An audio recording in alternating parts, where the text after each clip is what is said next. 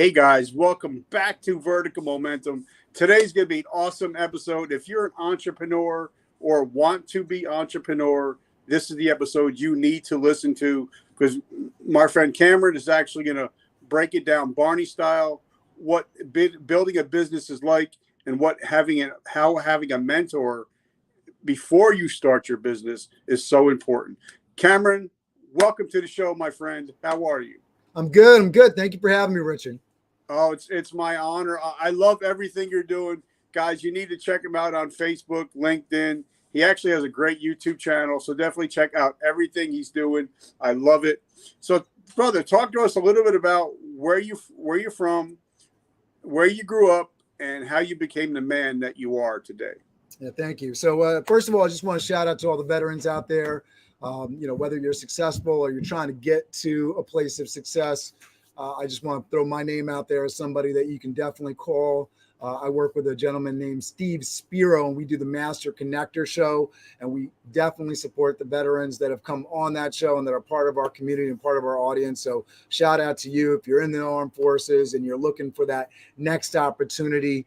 Part of my story, and you'll hear it, right, is understanding that finding those opportunities, finding that mentorship, that is what I'm all about, because I struggled so hard early in life, just understanding like what opportunities were available to me in my youth. As I was growing up, I grew up in New York City, and literally opportunity, mentorship was all around me, but I was blind to it. And I think so many people are in the world blind to the actual access to opportunity that's available to you. We have Facebook, we have LinkedIn, going back 30 years ago, right, Rich? I mean, these things didn't exist. It wasn't available. You couldn't Google anything and just have it accessible at your fingertips. And so now it's easier than ever. And I know news cycles and all that can weigh you down with negativity. We've just been going through this crazy pandemic, and you got COVID this, COVID that, and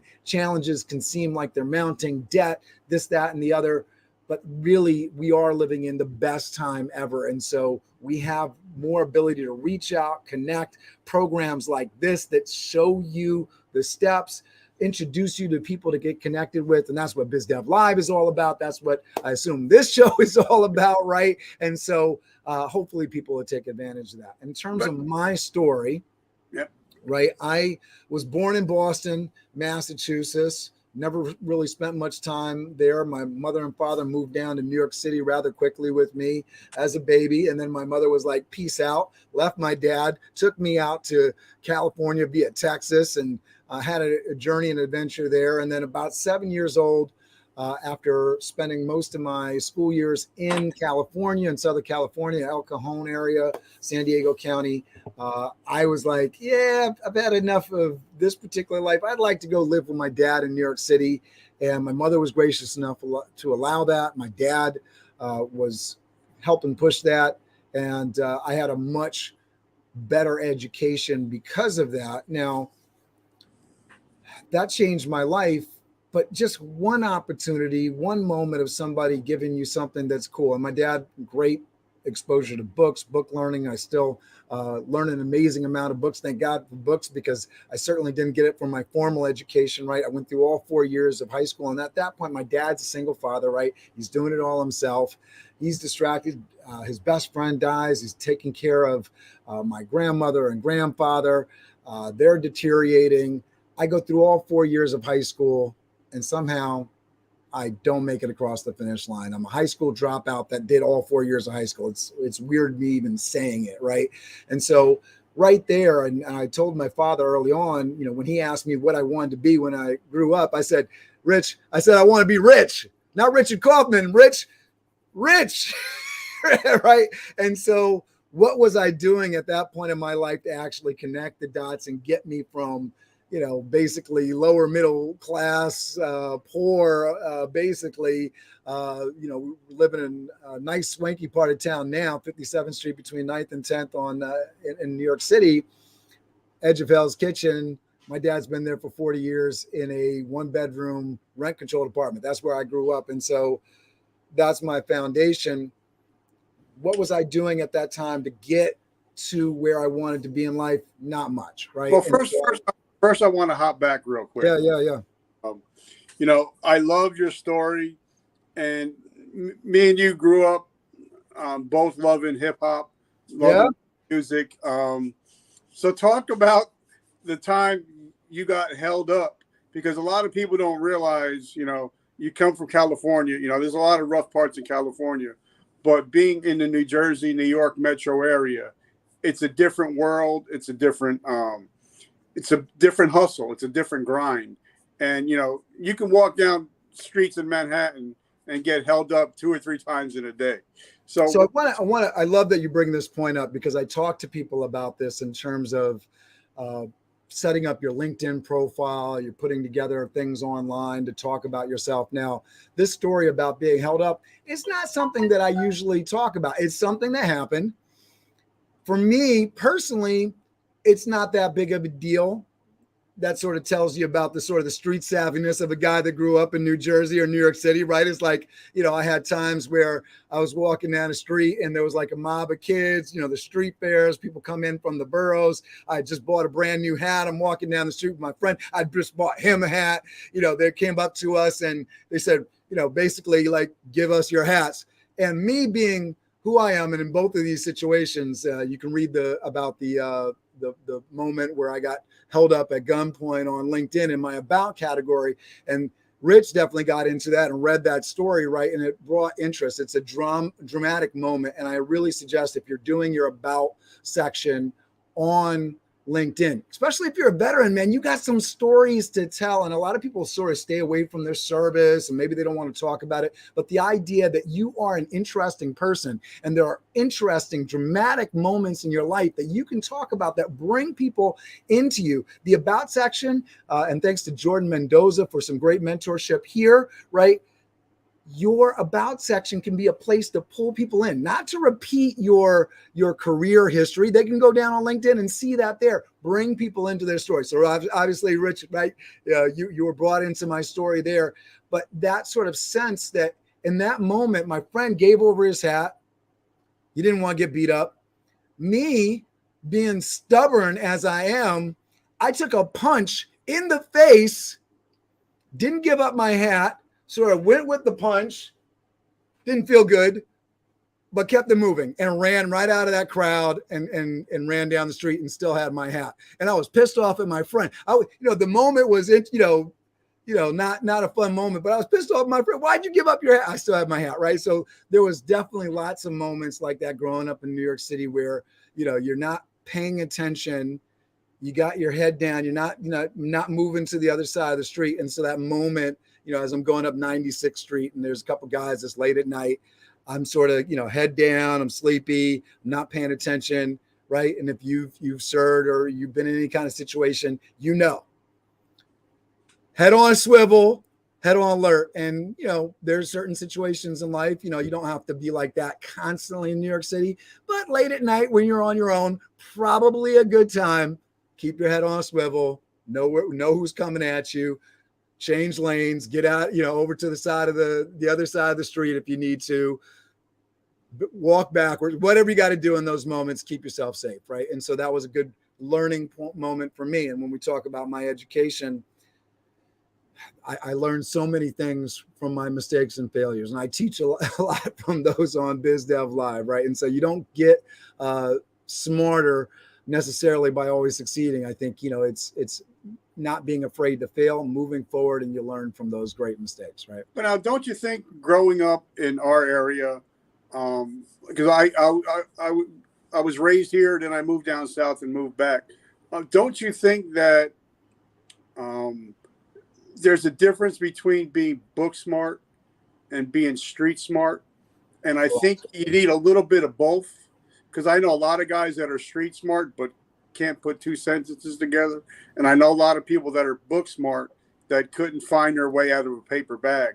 I think in business, you have to be both. Do you agree? Oh, absolutely. And I again, that moment, and I think back on this, and it's had more significance over the last few years as I tell my story, and I think about, I was 7 years old. Think about that. You're there, got a split parent home. 7 years old. 7 years old is, I mean, it's not an age where you're typically self-advocating very much, that sort of thing. At 7 years old, I'm having a conversation with my parents. Yeah, I'd rather live over here. Now that happens in, kind of dramatic family situations, but 7 years old. And so it sort of is an impactful moment in my life. If I had stayed in California, some of the challenge that my siblings, because I'm one of four from my mother's side, right? Some of the challenges that my siblings have had, I didn't go through. And some of the things that you talk about in terms of street smarts and just sort of having access, being close to, right? People talk about being surrounded by people that, maybe a little bit smarter than you, a little bit more educated, that have seen a little bit more than you. In New York City, even though I wasn't always tapping into people directly, you're just exposed to so much more. I live in the suburbs now, and me and my wife talk about, not letting, I have a 16-year-old, a 14-year-old, 11-year-old, and a 5-year-old. And so like the 11-year-old and 14-year-old, they're talking about going to the park by themselves. And we're sort of getting on edge talking about, I don't know if I want them to go, which is, probably 3 or 4 city blocks, if you know what, Manhattan streets are like, away. Meanwhile, I was going to school by myself on the subways and trains from the ages of, 9 through, 18, right? So the freedom or the responsibility to move around and sort of get smart about your surroundings and how you cross streets and talk to strangers and deal with life, it just was a little bit more faster and a little bit more accepted to be like out in the street playing and dealing with life in all its many forms and people around you all the time. And, a lot of people, especially if you come from different parts of the world, if you ever go to downtown Manhattan, there's a different kind of hustle. There's a different kind of grind, and especially if you go to, any of the parks or anything like that, there's street performers, there's a different kind of grind in New York City where there's no reason you cannot be successful if you hustle. Yes. But you have to put in the time. And being in New York, if you stand pat on the sidewalk, your ass is going to get ran over. So talk to us about, growing up, and then, once you start hitting that teenage period, when you start feeling yourself out, what you want to do with your life. What was that like?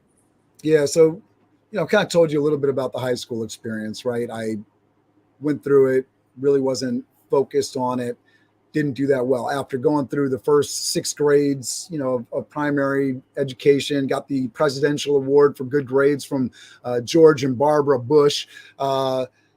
As I'm moving into middle school, that all starts kind of going downhill. The parental supervision from my fathers, he starts, coming, leaning off the gas, right? He's focused on other things, and I'm certainly focused on other things. Like so many kids jumping into middle school, paying attention to girls and everything that's cool and whatnot. And I got into comics and hip hop and all these different things that I started getting into as I dropped basically out of high school, didn't graduate.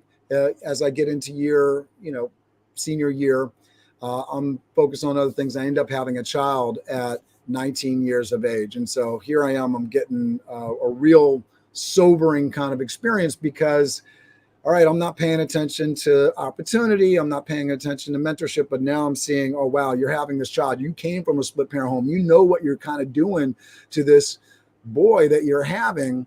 And he was 5 months premature, born into a toilet in Newark, New Jersey. And so I'm dealing with that kind of stress and challenge as he's in the ICU, and I'm commuting from the middle of Manhattan and working for free in internships and going to New Jersey to visit my son. So I'm getting a real quick education in the realities of life. And so it sobered me up. I went after the GED. I went after the college education. But again, I'm not seeking out people that have been there and done that in college, and getting some differing views on experience, and getting my counsel of my board, let's for lack of a better word, my board, right? My board of directors, to sort of help guide the company, which is Cameron Toth LLC, right? The idea that we all have a personal brand and we can all build ourselves up. We can feed ourselves with books and information. I just really wasn't putting those pieces of the puzzle together. I didn't realize that I could ask people, and especially as a young man, the world is open to you. If you've served, you're a veteran, the world is open to you. There are people that are willing to help you, that if you're just a regular Joe off the street would not help you as a young person. If you're serious, you got parents that are friends with your parents. There are people that are just set up willing to help you. They're going to take your phone call. And so I wasn't taking advantage of any of that. There was aid that I was applicable for that I just sort of just went by and didn't realize it was applicable to me until it was too late. I was in the wrong kind of institution. If, we're going back, and hindsight is 2020, I wasn't in the right place because I didn't look at other places. I didn't apply to multiple places. I didn't take advantage of the opportunities that were available to me. And so when you talk about that education and exposure and all that piece, now I'm getting into hospitality, and I'm good at hospitality. And so I got a job, it's paying me money. This college thing is just costing money. It's not really working out for me. And so, like so many peers, I'm like, all right, let this college thing go. It's not working out. And I just jump into hospitality, and I start my hospitality career. And today I started a company in 2011 called Toth Event Staffing. I've taken that hospitality experience and turned it into something. But at that time, I was just going through the paces. I went from being a bartender to a food service manager, moved from New York City to the Bronx to Westchester, met my wife. Me and my wife have been married for 18 years. We have 4 kids together. And so, I've learned and learned from my mistakes and my challenges, and definitely, made something of my life. But the idea that you can go so much faster when you understand that there's people there to help you, and there's lots of opportunities if only you apply to them, right? If you only ask for them, you will receive. All right, so I want to hop back because, as you see, I'm writing things down. Yeah. Because I find a lot of people, like I interviewed a gentleman last week.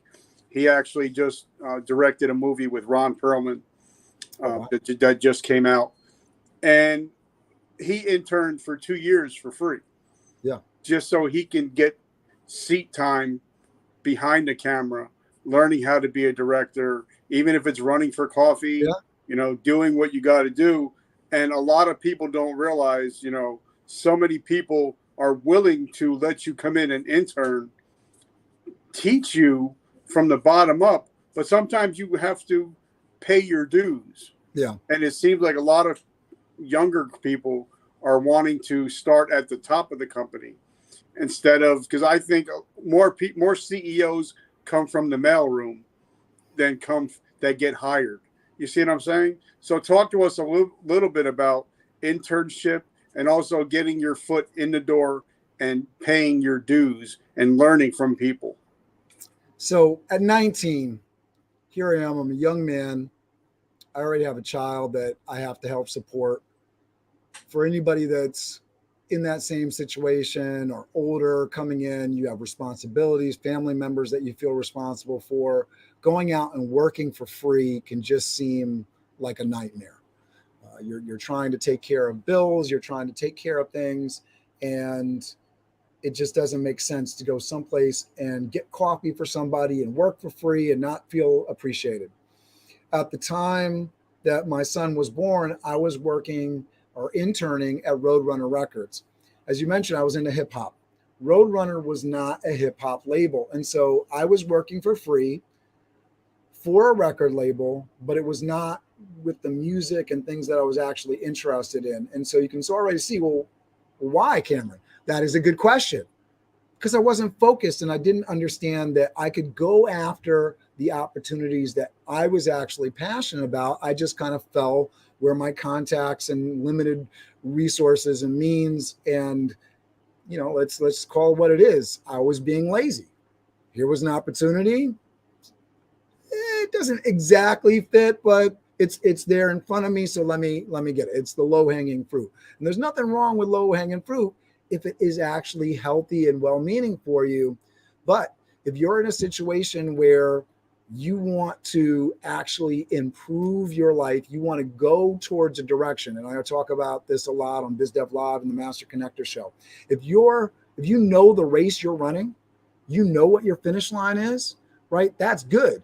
And so run that race. And if you don't know which race you want, pick one, pick your lane, pick your finish line, and actually run that race. Because if you're running some other race, you're never going to get where you want to go. If you don't know where the finish line is, you're never going to get to the end, right? And that can be very frustrating. So many people are on that path right now, that winding path that seems like it has no end, it has no point. And that's frustrating, and it's depressing, and it doesn't feel good. And so even if you're making small progress, really small progress towards an actually established goal each day, well, that adds up over time and it feels good.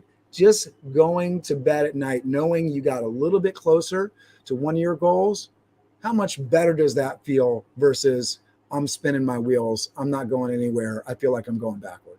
All right. So first of all, I want to thank our sponsors. I want to thank StreamYard for making this all happen. Without StreamYard, I wouldn't be able to do what I do. Great company. They're doing amazing things. If you guys would love to have your own show, definitely check out StreamYard. I have a link below where you actually get a discount code. So definitely check them out. And also, guys, as you see, I'm usually like Johnny Cash, the man in black. But we got brand new swag that came out. This T-shirt, new hat. And the T-shirt says, "Today I decided." The three most important words in the English language are "today I decide." Because you don't have to be the same person when you go to bed tonight, when you woke up this morning. And the back of the T-shirt says, "This T-shirt saves lives. Ask me how." So every T-shirt that we sell, 100% of the proceeds go to help veterans that are struggling with PTSD and homelessness. So guys, if you love swag with a mission, definitely check out the T-shirts and hats. We got T-shirts, hats, coffee. The new book is out. So guys, I'll leave that link below. Make sure, like Oprah Winfrey says, in order to help yourself, you should help others. So that's why we're doing what we do. Love so that. Now talk to us, because I know that 9/11, because actually where I'm sitting, I can actually look where the Twin Towers once stood. 9/11 was the defining moment in my life. It was the changing moment. It was the come to Jesus moment in my life. What was that defining moment when you had that come to Jesus moment? Take us back to that exact moment. Well, I've talked about it, having a child at 19, you got to understand, my mother had me at 19, her mother had her at 19. It was history repeating itself. And I was, I felt locked in a cycle, and I said, to myself, what am I going to do to change this? And, I at that point started to do many things to change things. And in the act of trying to do that and pushing forward, I failed. I didn't know the steps that I needed to take then. I wish, I could go back and change some of the things that I did, but I wouldn't be the person I am today without those challenges, without those struggles, without those things that I really, really hit my head on and like, all right, I didn't hit my head hard enough, I guess. Let me go repeat that error, right? And then go do it again. And then finally, maybe I shouldn't do that. Maybe there's an easier way. And so, that's what I advocate today.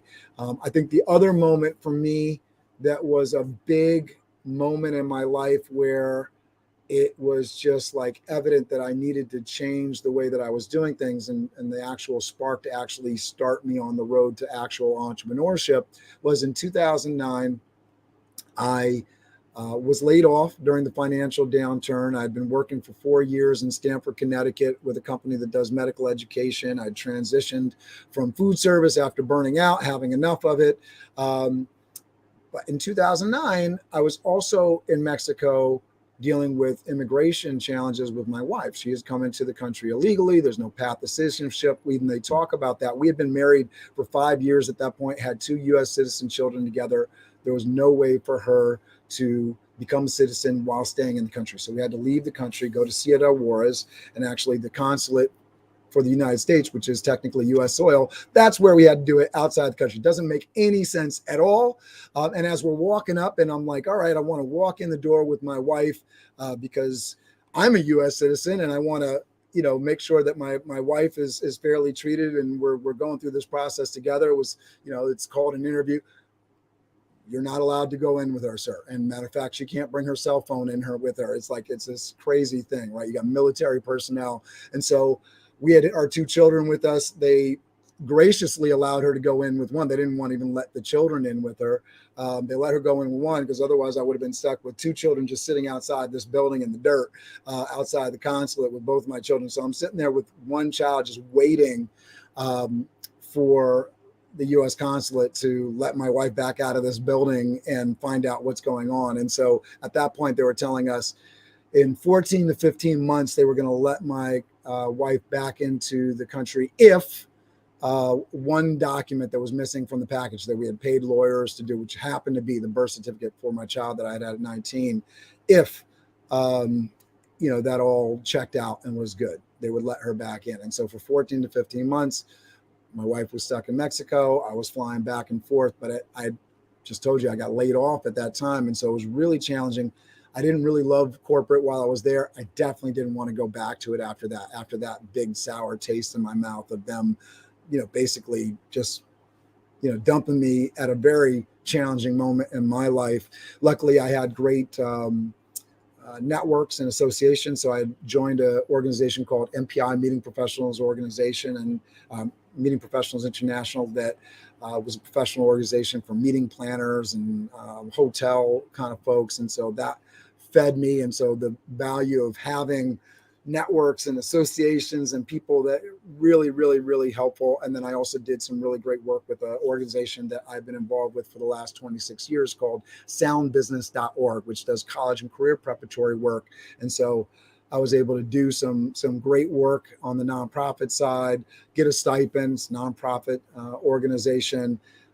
But that moment for me, while I'm in Mexico and I'm getting laid off and getting this, horrible news from the U.S. government that, my wife can't come back into the country for over a year, I was like, this has got to change. And so finally, when they let my wife back in, and, I was dealing with the nonprofit stuff, and I loved the work I was doing, but it definitely wasn't paying enough to put food on the table and get ahead in life. I was like, all right, I have to start my own thing.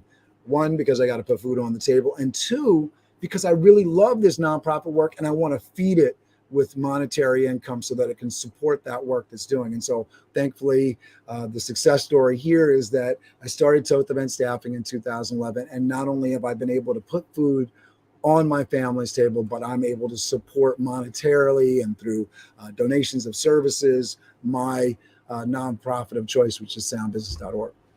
Now I also tell people, if you're going to start a business, the 2 best things you can actually do before you start a business is 1, work in the food service industry, whether that's as a waiter or a bartender, and also do door-to-door sales or face-to-face sales, because when you're doing either of those, you get to learn stuff that they don't teach you in books.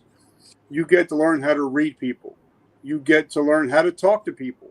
Yeah. And a lot of people don't want, I don't want to go into sales. Well, if you start a business, you're going to be in sales either way. And a lot of people say, well, I hate being in sales. And I tell them, well, if your wife said yes, somebody got sold, somebody bought. So everybody and everything in life is sales. Yes. So please talk about how, sometimes you have to learn how to, be a bartender, be wait staff, to learn how to talk to people, learn how to read people. Because I think in business, that's pretty much 90% of it is learning how to talk to people and learning how to build relationships, but you also have to be able to read people.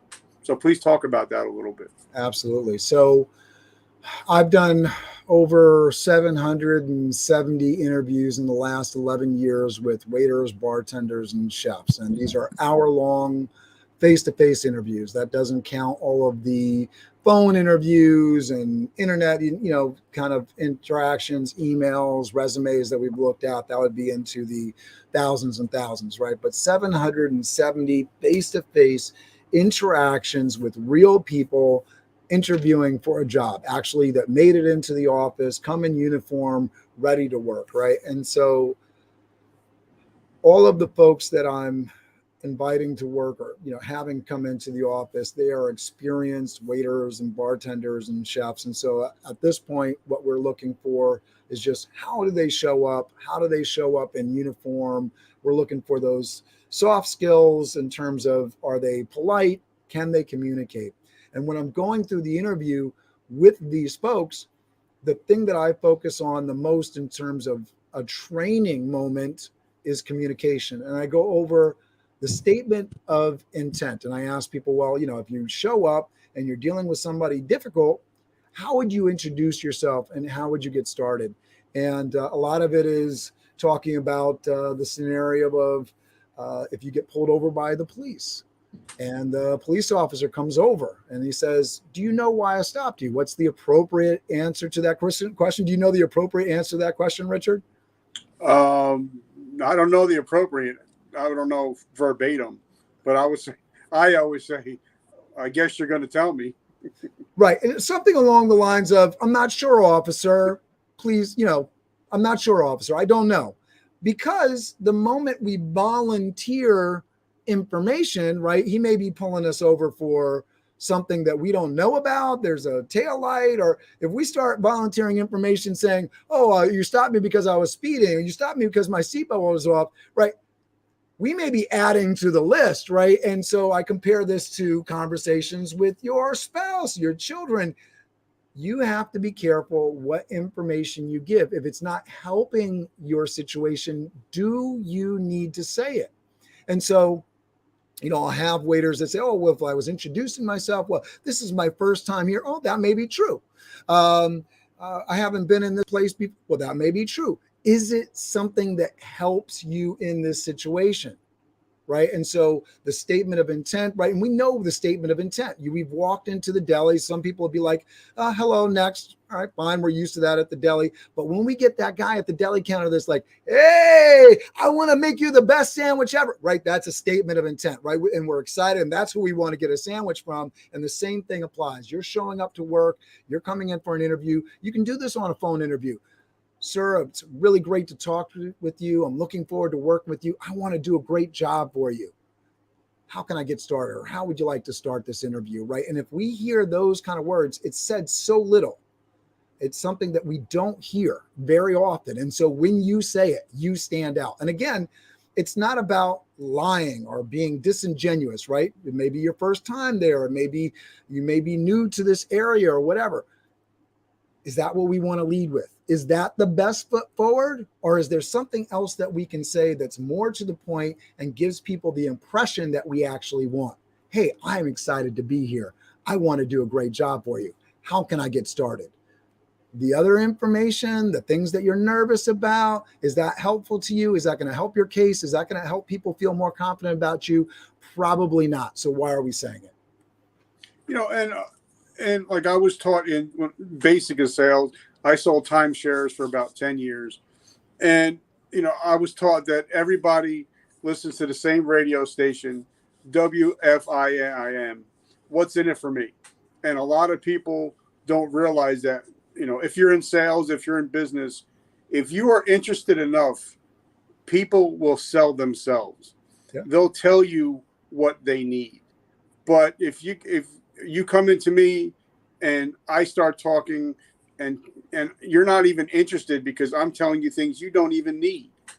And a lot of people, I think, in business, they focus on their needs instead of the customer's needs. And the customer can feel, well, I was with GNC for 30 years.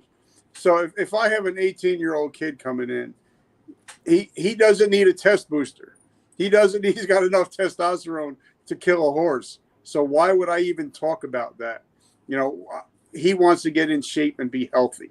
That's what he wants. But a lot of people, like I said, when they're in business, they're just trying to push what they want instead of what the customer actually needs. So talk to us a little bit about that, because I think a lot of people miss the boat on, I think, like, especially if you're in sales, if you're in car sales, people will tell you what kind of car they want instead of you pushing. If there's a family of 6, you're not going to try to push them into a sports car. But I think that's why a lot of people, they forget that the customer will tell you what they need if you listen twice as much as you talk. Oh yeah, absolutely. I think the really interesting thing with sales is there's a lot of ways to go about it.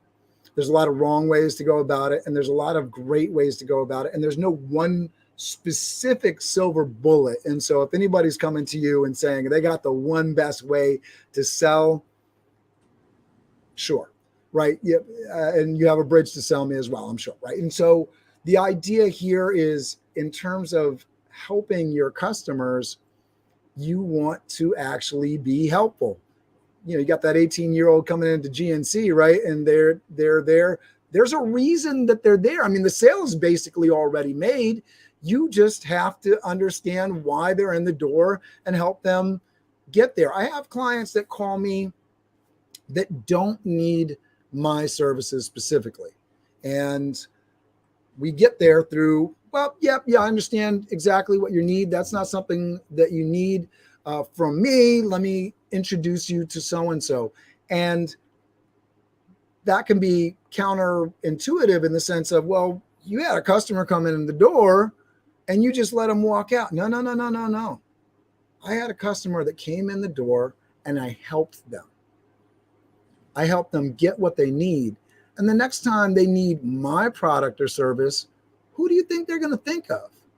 When they have somebody that is potentially a client of mine and they need some helpful advice, are they going to send them to the company that was mean to them on the phone, or that actually helped them get what they needed and took the time to help them? And a lot of people will say, well, that's a waste of time. And we see this all the time in the restaurant situation. You go into Applebee's, you go into a TGI Fridays, you go into one of these chain restaurants, you get the service as you're coming in the door, right? Hello, how many in your party? Next, right? But what it should be is, I'm so excited that you're here. How can I help you? Would you like to sit down? How many in your party? All right. And I do the same thing that everyone else does. It's the same amount of time. I walk you over. I'm pleasant to you. Maybe I have some conversation from where we start to where we actually end up. And I learn a little bit of information. I create some rapport for the next time, because we don't want somebody to come to the restaurant once. Any restaurant that's only serving their customers once, they're not staying in business for very long. You want repeat customers. You want people to keep coming back. I'm listening to the Ultimate Sales Machine by Chet Holmes, and he does such a great job of telling you, and a great book, I really recommend it. I'm listening to it now, but he does such a great job of understanding that when you're trying to get that big sale, when you're trying to reach out to those top of market people, because you can reach out to the middle folks inside of a company, but they may not have the decision-making power. You need to be helpful and of use. And so if you, as a host, as a waiter, as a bartender, if you're not of use beyond that one, if you're a one-trick pony and that's it, you're not going to be in business long, because there's going to be somebody else that knows how to shake that drink and connect you with somebody else at the bar and introduce you to a new menu item and deliver a level of service above and beyond just the simple transaction. And so if you can do that, if you run it, and Chet Holmes in the book talks about a carpet cleaning company. Well, the same thing that cleans the carpet can also clean the couch. And so he got his salespeople into a place of, every time they're on the conversation, they go through, well, we're coming to clean your carpet, but we can also remove all of the dangerous dust mites that are in your other pieces. And so there's the market information. It's not just that we can provide the service, we can help you. We can deliver something that is actually useful to you. And so he's able to increase sales, right, with this company, just because he gets his salespeople to be on that tip of, we're going to offer the other things that we can do That's going to impact our sales. It's going to help our customers. It provides more value for everyone across the board. And talking about that, me, my wife, and my family, we go down to Myrtle Beach every year. And there's one restaurant we go to because of the waiter. Yeah. And he's been serving me for the last, I think, 8 or 12 years. When he sees me and my wife's face, he knows what drink I want, what, my name, my kids' names. He knows what they drink. And we only see him once a year. But every time we go to his station, there's a waiting list to get in his station because of what he does. And you wait. And he gets like a 25 or 30% tip because he knows, hey, Richard, oh, look, Linda's getting so big. Wow, I can't believe she must be 10 years old now. You know my daughter's name. There's a difference in what he's doing. He has a waiting list because people know that he listens and he cares. And he's, even though he may be such a valuable skill. He may be a waiter, yeah. But I'm sure he's pulling down 6 figures just by being that waiter. To where a lot of other people are probably saying, "I'm struggling. I can't get any tips." You know what I mean? Yeah, I mean it's a tough thing, and people are going to look at it, waiter role, and say, "Oh, that's, there's no income there. That's not a way to make a living." It's finding that mentorship and those opportunities. You don't find the opportunities without putting yourself out there and applying to some different things. If you just fall into one specific peg position and you just ride that out because you are never willing to fail, you're not going to learn anything. So there's that.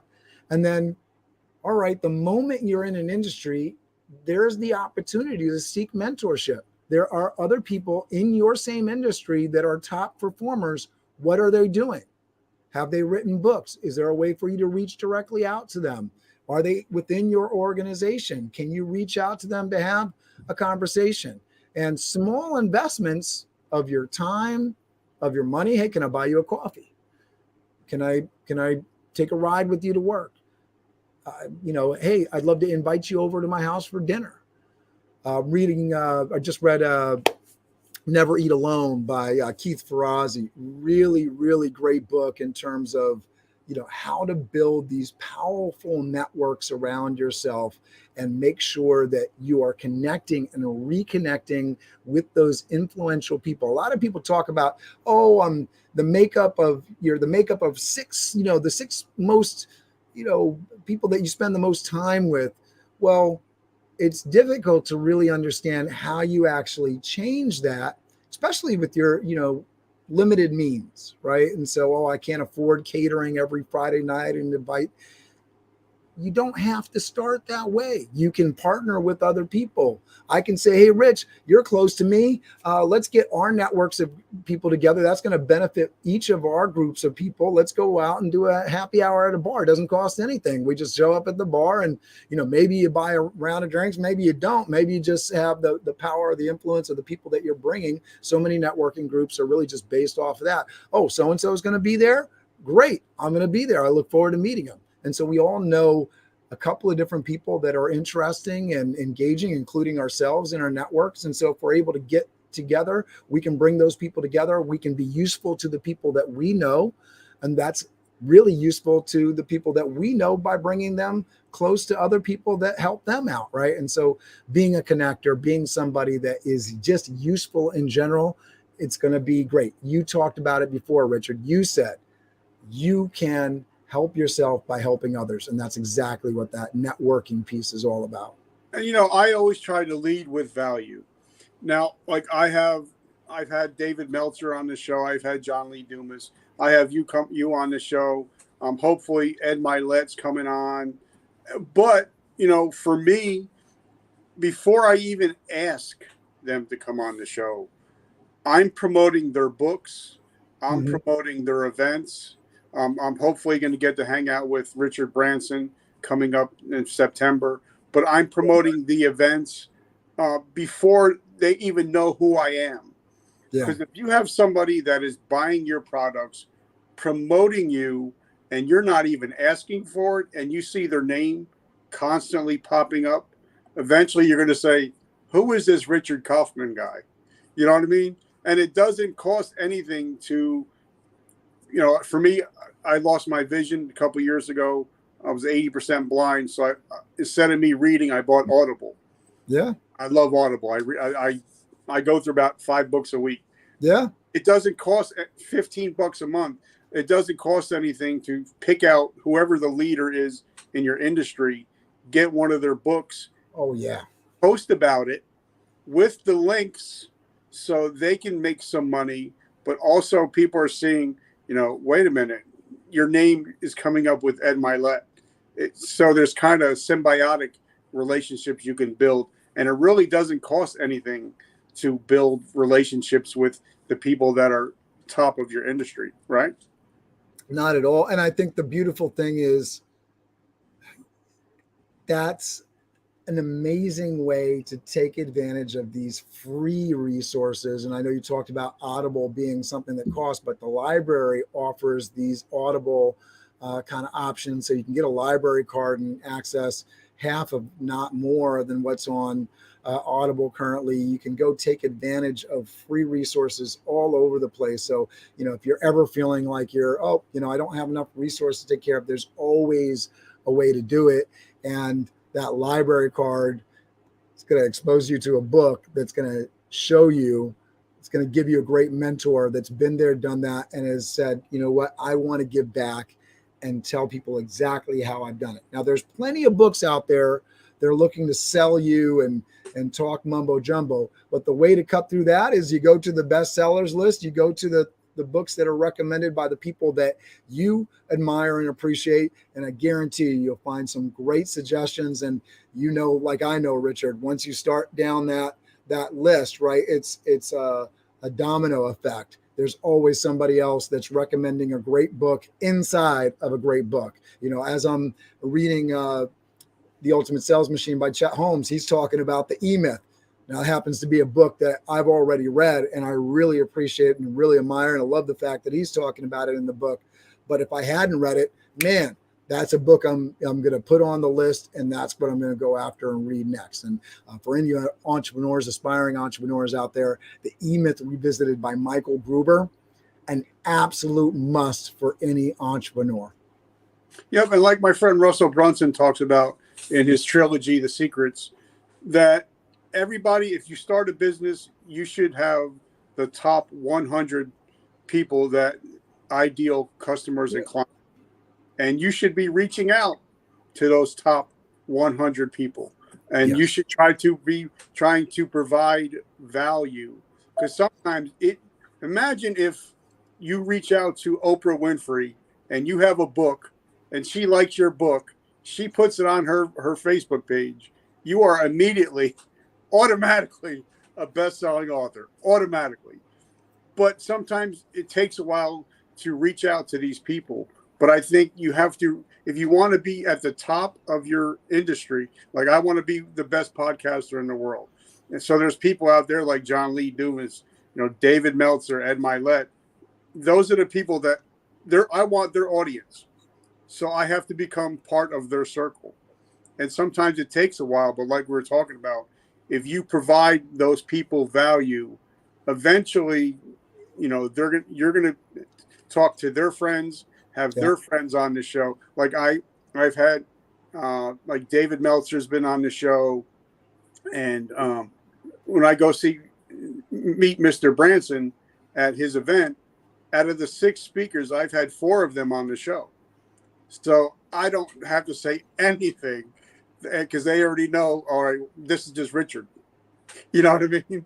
So please talk about that. Is sometimes that secretary that you keep on ignoring is actually the gatekeeper. Oh, yeah. To the CEO. And a lot of people don't think that. But most of the times I've realized that if you want to get to the CEO, you got to get and be nice to the person that's answering the door because she is the gatekeeper. Oh, yeah. I mean, I've definitely experienced that over and over again with Toth Event Staffing. I've experienced it on both sides of the table. And what I mean by that is I both experienced it from the standpoint of me being a business trying to get in the door and having really positive experiences with people saying, oh, this is who you need to get in touch with. Let me help you get over here. And that's just simply by being nice, being helpful, treating people with respect, and not assuming that somebody's not, worthy and not having conversation and blowing them off. And then on the other side of it, I've seen when waiters just assume based on where you are at the moment that you're not a big deal and sort of shoot themselves in the foot, right? And so I had a contract with one organization where we were providing dishwashers, and it was a tough place to get people for. And so, one of the lessons learned and challenges learned in running Toth event staffing was, for different kinds of services and different kinds of areas, it can be more trouble than it's worth. And this is one of those accounts where was often having to go on a Saturday night and fill in as a dishwasher. So here I am, CEO of Toth Event Staffing, running 130 part-time staff all over the place. But I'm, there at 10, 11 o'clock at night, running the dishwasher with a group of guys up at this account. And I had one of these waiters come in, she was a waitress, and just really disrespect me. And I'm not a guy where it's like, oh, do you know who I am? But it was just that sort of interesting thing in my head in that moment. And I've had it happen. There's been various times that this has happened. But this is somebody that would be looking for work from me, would be looking for a paycheck from me. And here they are just because they assume that I am not somebody worthy or sufficient enough, whatever the reason, and they're treating me some kind of way. And so it really makes a big difference. And I try to get this through with the training of Toth event staffing. I talk about how important it is to treat our guests really well. But in my mind, it's even more important to treat our coworkers and the people that we work with really well, because at the end of the day, that's who we actually work for. That's who we actually take care of. As a manager, as a captain, when I go out and I work with staff, my job is to provide them the tools and resources they need. I work for them. And so if I did my job really well, not only did the event go off well, but these people actually want to work with me again. That's how I know I did my job well.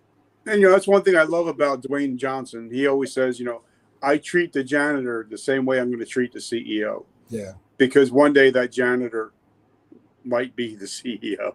So, but now first time I want to talk about, and like I said, I wrote it down, is, I'm a big sports geek. I love sports. And I was always a big Jerry Rice and Deion Sanders fan. Yeah. And their uniforms were always precise. And somebody once asked both of them, why are you so particular with your uniforms? And he says, because if you look good, you feel good, you play good. So talk to us, because that's why I wanted to hit on that. Talk about, how you show up. Yeah. But also I want to talk about for the last couple of minutes, branding. Like if I showed up on this show wearing what you're wearing, people would be like, did somebody die? Do you have to go to court? Because this is my brand. This is, people know I wear the hat, flag behind me. But now if you wore this on film, people would be like, is he going garage sailing? You know what I mean? So talk to us about feeling good, looking good, but also, being your brand. Oh, yeah. I mean, I think, I worked with a guy named Rob Genovese, and we talked about brand, and he had mentioned, the pink tie kind of thing. And we talked about rebranding my company, because I originally started out with blue colors for Toth event staffing. And then we talked about who our target customer was. And we were looking at somebody that was 35 to 45, a catering director in New York City, probably female. And so what are the colors that actually worked better for Toth event staffing? And so when I started up BizDev Live, I was like, well, I'm not going to be switching outfits in the middle of the day like I'm some sort of Superman and switch from one color to the other. So the pink sort of stuck. The idea, though, I've always enjoyed suits. And a matter of fact, just to really put a nice, really cherry on your point of making sure that your brand is consistent with who you are and what you do and what you want the world to perceive you as. I was at a job interview, and this back in that transitional period, 2009, 2011, and I was still like on the fence. Am I going to start a company? Am I going to go back to like medical education? And I went to a job interview at another medical education company, and I like dressing up. It's my thing. And so I feel comfortable dressing up. I actually don't feel very comfortable, especially on camera or even in most, if I'm going to work out, I got the workout clothes. I got the right uniform for the right situation for me. And so I went to this job interview. I didn't buy a special suit or anything like that, but I had a 3-piece suit on for this job interview because that's me. And the president of the company, he sticks his head into the interview, says, "Oh, this guy's overdressed. Doesn't fit into our environment." And that was a huge lesson to me because it said more about who I was in that moment for me than who the company was. I hadn't really paid attention to the culture of the company, which for anybody that's going and applying to a company, you need to sort of pay attention to that. Like what is the lifestyle that you live? What's the thing that you like? And I've tried to really get clear with that as I'm hiring with Toth Staffing. What's the culture of the people that I want inside my organization so they fit in, right? And so that's what you want to do if you're applying for a role or you're hiring people, is understand the culture of your company so you can make the appropriate hire. Or if you're applying to a role within a company, are you a good fit? Forget whether the company can pay you, wants to hire you. Do you want to work there? Is this a place where you're going to feel good personally, with the diversity, with the dress, with the type of work that you're going to end up doing? And I've definitely made this mistake multiple times in my career, joining a company before I truly understand what the work was that they actually wanted from me, what the culture was of the people around me that I would be working with, and what the potential future of that job role, that position was. And so when he looked in, I felt deflated in the sense that, oh, wow, I guess this interview isn't working out. But I also felt deflated in the sense that they weren't going to value me. I wasn't going to be valued here. And it was like, at the same time that it was, sort of a depressing moment, like, what do you mean? Like, you're judging me. You haven't even met me. You don't know. It was a moment of like clarity of saying, oh, you know what? You're right. I don't fit in here. Good. And that was one of the things that, when we talk about, starting up Toth Staffing and having that sort of epiphany moment of, are you meant to be an entrepreneur? It's like, what? These cultures don't fit me. I need to go out and create my own culture. Yeah. And, like there's 2 books that I'm reading right now because I got about 6 going at all times. The one book I'm reading is by Steve D. Sims called Blue Fishing. And the second one is called Losing My Virginity by Richard Branson. Now, both of those guys, you'll never see them in 3-piece suits. And you'll never, if you're going to go apply at Virgin, or if you're going to go work with Steve, you know that you're not going to be walking around in a 3-piece suit. But like you said, you have to do your due diligence before you want to go work for a company or for somebody and find out what the culture is like. And I think if you have a company, you have to make your culture. Yeah. And like my friend John Lee Dumas, we all know him. He talks about how before you even start a business, you have to find out who your ideal customer is. You may have to go an inch wide, but you got to go a mile deep to find out about your customer, because that's the only way you're going to succeed in life. And that's the way I think that's the way you create a culture. If you're a business owner, is first you got to find out who you're serving, and then that's how your culture is created. Correct? Absolutely. I mean, just to sort of put a big bow on that point, right? This is a photo of some of my folks here that I've worked with over the years, right? And so the idea that, this is our culture. This is how we fit in, right? We're well dressed. This is part of who we are, right? And so that's who I serve, is the people that want that sort of look and feel on the corporate side of things. And to that point, because you look at your business model, and I don't care if you're somebody that's working for a company, you earn your paycheck from somebody. And so there's a business model involved. Your business model, if you work for somebody, is you put in a certain amount of hours, a certain amount of work, they provide you a paycheck. For a business, an entrepreneur, it might be also true because you're, contracted a certain amount of hours, you put those hours in. Handyman, carpenter, plumber. I show up, I work this many hours, I build the client out. That's basically time for money kind of things. But your business model may be other things. You may be a consultant. You may provide different kinds of widgets, whatever that case may be. But understanding what your client needs and the culture around what that client needs is a big deal, right? Because if you're a plumber and you're showing up in a suit, it's probably not a good sign, right? Is this person going to climb under my boiler? Probably not, right? Whereas if somebody's showing up in a nice, clean set of overalls, they look professional, they got their name tag on there, that doesn't need to be you. That can be your staff. And so you're not necessarily trading time for money, but you've got a professional group of people that are going out that represent you really well. And that's what, I've been able to do with Toth Staffing. Our overalls are, black button down shirt and black tie, or white button down shirt and black tie, whatever that case. But when they show up, I don't have to be there to trade my time for money. We have a professional service or product that's going to come out and it represents the brand. It represents the culture. It represents the look and feel that my customers are looking for. And I love that. And because anytime I ever have any work done on my house, I will purposely go look at their vehicle and I will see, is it clean? Yeah. Is it well maintained? Is it taken care of? Because if they can't take care of their own vehicles, how are they going to take care of my stuff? Yeah. You know what I mean? So, but last couple of minutes that we have, and like I said, I'm so humbled and grateful for your friendship, and I say thank you. Tell us what you're doing. Tell us about what you got going on. Tell us about your show and how we can find you and support your mission.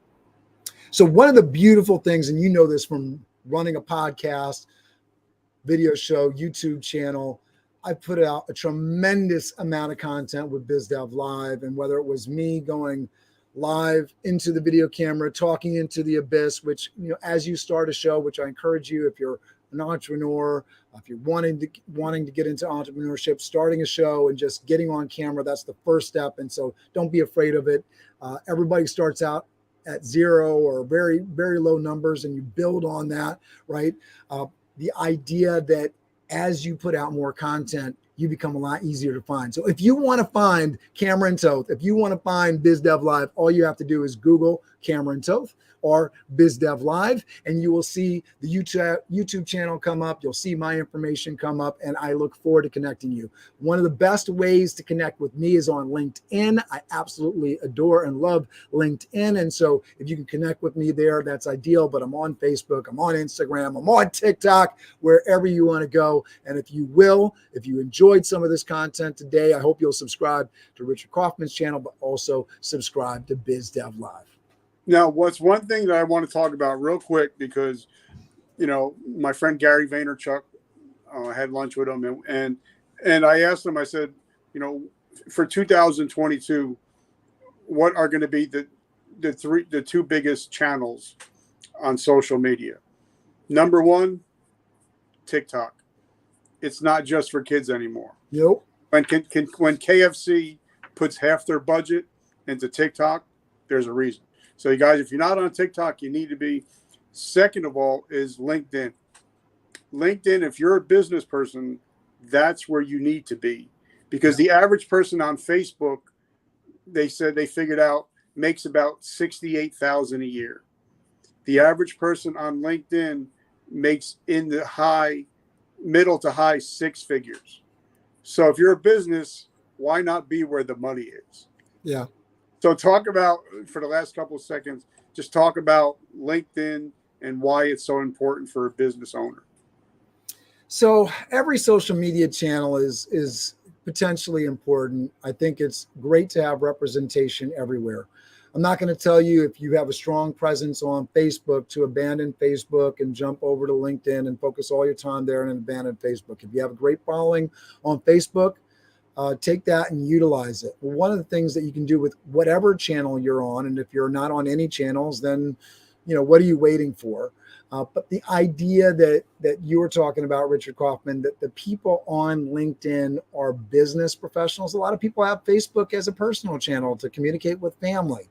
There's a lot of businesses on Facebook that are making money. We're shopping for photographers right now for my daughter's quinceanera +1. Her quinceanera was delayed from last year, so August of 2022, we're having her quinceanera here. And so there's a lot of Facebook web pages that we're finding, and those people aren't necessarily on LinkedIn. So to answer your question, if you're a photographer or any other business, corporate dollars are some of the best dollars.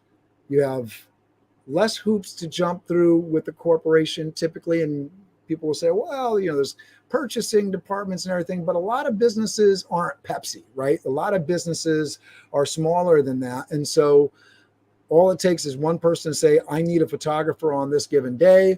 All I need is, and that's Monday to Friday kind of work, not necessarily Saturday, Sunday kind of work. That's kind of work that a lot of independent operators are really looking for because their weekends are booked. There's only one of them to go around. They can only be in one place on a given Saturday. And so if you want to book yourself out more, you want to book out your staff more, I know that's the case for Toth Event Staffing.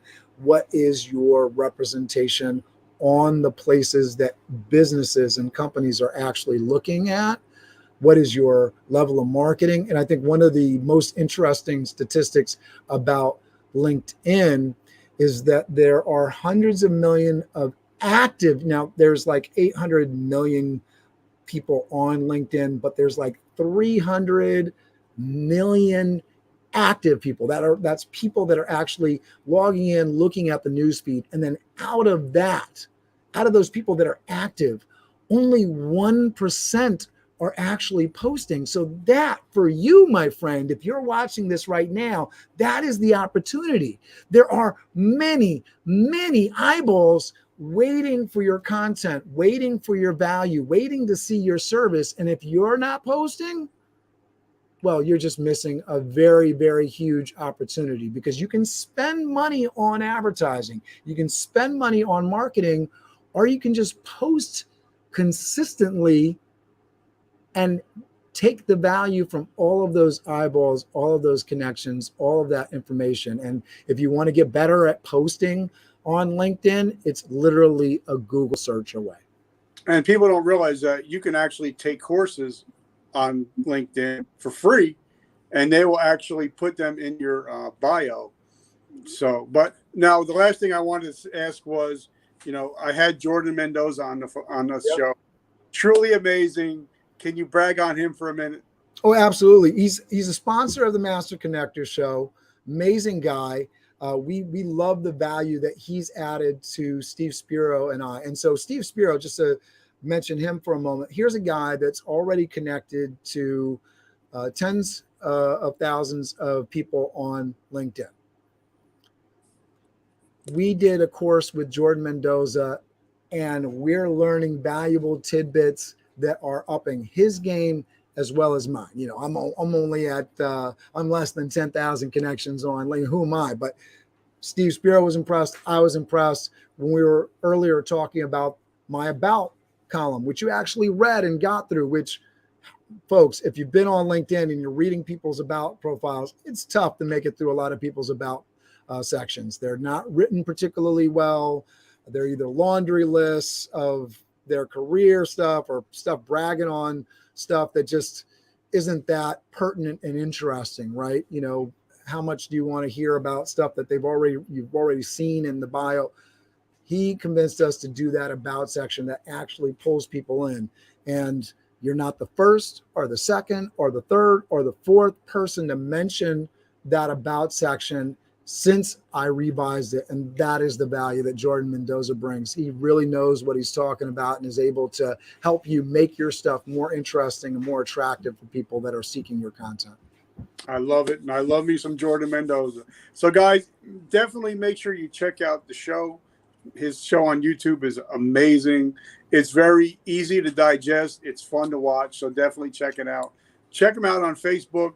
I mean, I sent a message on Facebook. Within 3 minutes, he messaged back. So, he's not one of those guys that you get in touch with, you'll never hear back from. Make sure you Absolutely. check him out on LinkedIn. I'm so grateful for you, Cameron. I love everything you're doing. I can't wait to see what you got coming up next. So, guys, like I said, thank you so much for always supporting the show. Make sure you pick up your T-shirts, your hats. Help save more lives.